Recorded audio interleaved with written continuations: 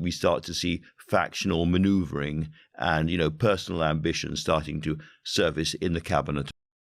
Breaking right now, civil war in the Labour Party. Yes, hallelujah. It's happened already. Slippery Starmer has been so unpopular that already there are two factions emerging in the party of government. On one side, you have Angela Rayner and the hard lefties. On the other, you have Wes Streeting and the Blairites. Both want Starmer out, and I think realistically he will have to go before the next election. Andrew Marr, the number one journalist when it comes to reporting inside the Labour Party, given he is a far left guy himself, is horrified by this, but watch his revelations here. I know of at least one, and I think two, covert one-day leadership campaigns already being put together. And I think, given where Labour are in the polls, it is possible to think ahead into next year. Imagine sort of by the early summer, imagine they've had really, really tough, bad local election results. They shouldn't because of the cycle, but imagine it's really bad in terms of their raw numbers. Imagine Keir Starmer's personal ratings are even lower than they are at the moment, and a mood of panic starts to spread among Labour MPs. They're quite good at panicking, not as good as Tory MPs, but they can do it pretty effectively. They're not as ruthless as the Tories. They're not as ruthless there. I think it is not impossible that we start to see factional manoeuvring and personal ambition starting to surface in the cabinet around about then. Now, if it's a fight between, on the one hand, Morgan McSweeney running Team Keir and anybody else, I would still back Morgan McSweeney to win. Nonetheless, I think there is the possibility of severe turbulence ahead. And, there is a group of very, very powerful, probably they've got the intellectual edge at the moment, the Blairites. And I'm thinking of people like Wes Streeting and lots of his allies, Liz Kendall being one of his allies and stuff, inside, the reformers inside government.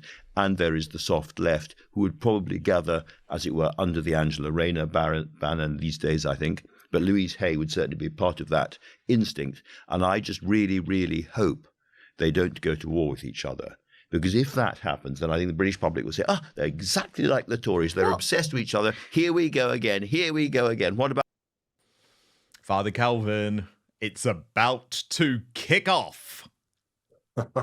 What is it that Andrew Marr said when the Labour Party won? The grown-ups are back in the room. The country's going to be great again. What an activist, and how wrong he was. But we knew this was going to happen. The Labour Party have been in civil war for a long time now. You've got the far left Corbynites on one end. You've got the Blairites on the centre of the party. And so they hate each other. They have completely different ideologies, and they have different expectations on how to run the country.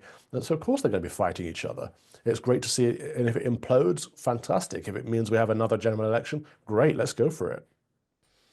Where do you think the party will go, though? Because I think for all of the talk of Wes Streeting, actually, and it's quite a terrifying thought, the most likely next Prime Minister of the UK, she won't be elected, but the next Prime Minister to take Labour into the election will be Angela Rayner.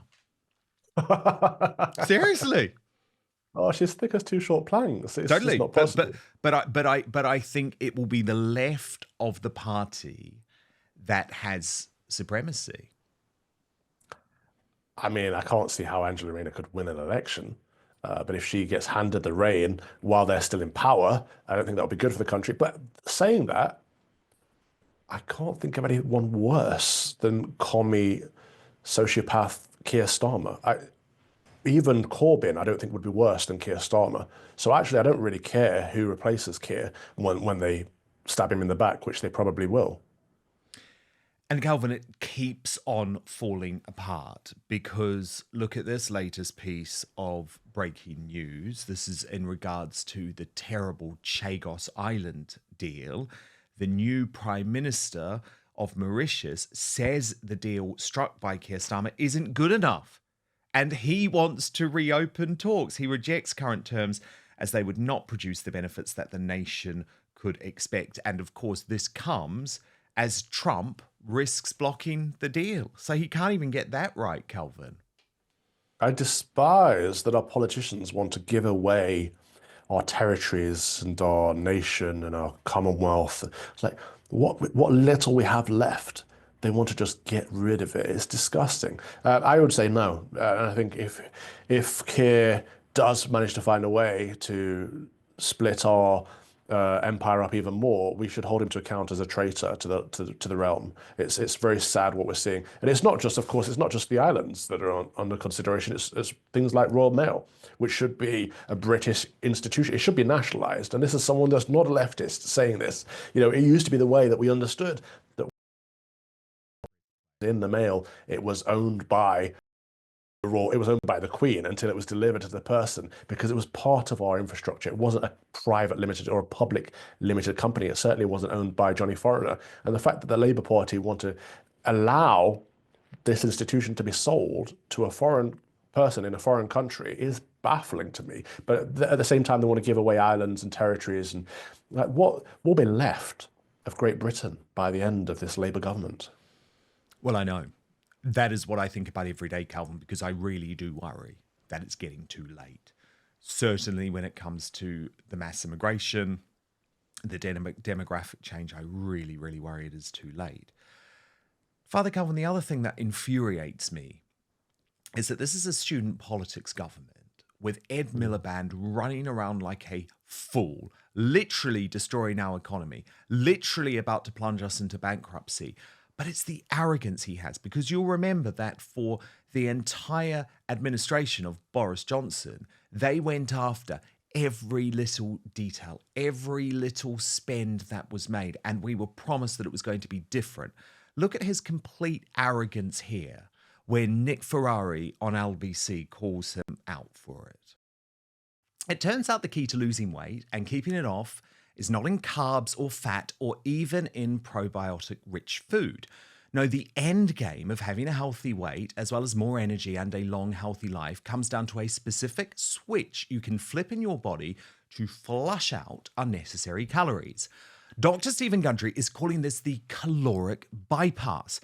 And by activating this specific process in your body, he has seen thousands of people dramatically improve their health, even at age 50 and beyond. This includes losing weight, getting tons more energy, and returning to the good health they had in their youth once they simply address this one key to better health. Not only that, this is actually associated with improved digestion, strong feeling joints and muscles, smoother skin, and healthier lives, meaning it could be the key to a happy life. Dr. Stephen Gundry has lost 70 pounds himself using his research and has kept the weight off for over 20 years and counting. His digestive issues are gone, his health is fantastic, and he feels younger and healthier today than he did in his 40s.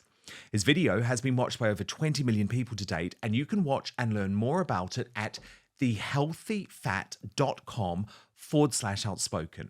It's linked in the show notes of this video, but he'll teach you exactly how he has kept his weight off for free at thehealthyfat.com/outspoken. Just click on the link in the description below the video.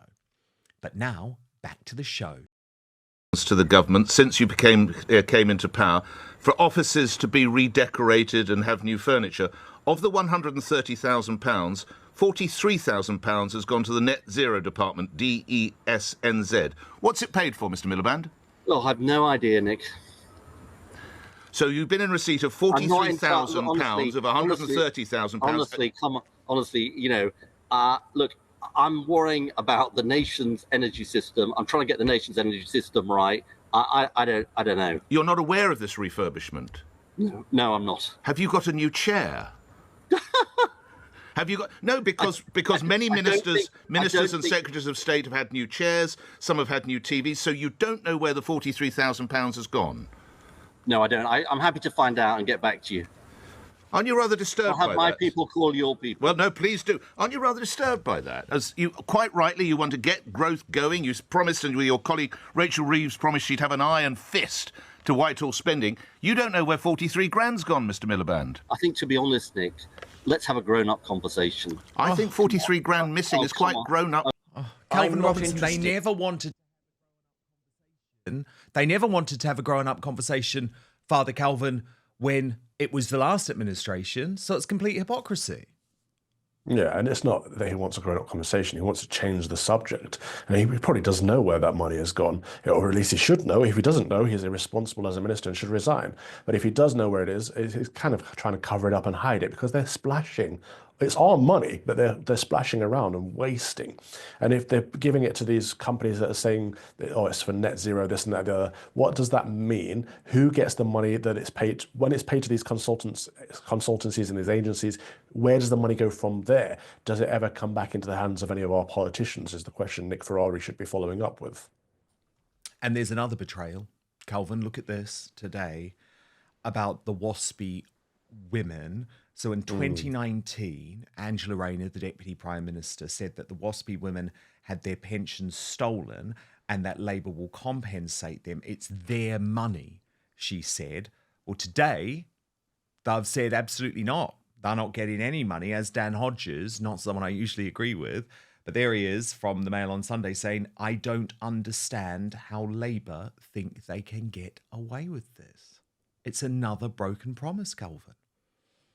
They don't care. I mean, they lied and lied and lied, and they got elected based on those lies. And now they're in, they don't care. They'll do whatever they want, and there's no one that can hold them to account. Nothing will happen, and they are seeing that. They can just do, they're running roughshod over our nation, spending our money, giving away our islands, cancelling our institutions, spending money on themselves, and what can we do about it? We're stuck. It's disgusting. It's a mess. And for Angela Rayner to be saying that after she campaigned so hard and made such a bold point, almost as if the government was stealing the money off these waspies, and now that she is the government, to say that it's not going to happen and that money is not going to be given to them, how dare she? How dare she indeed.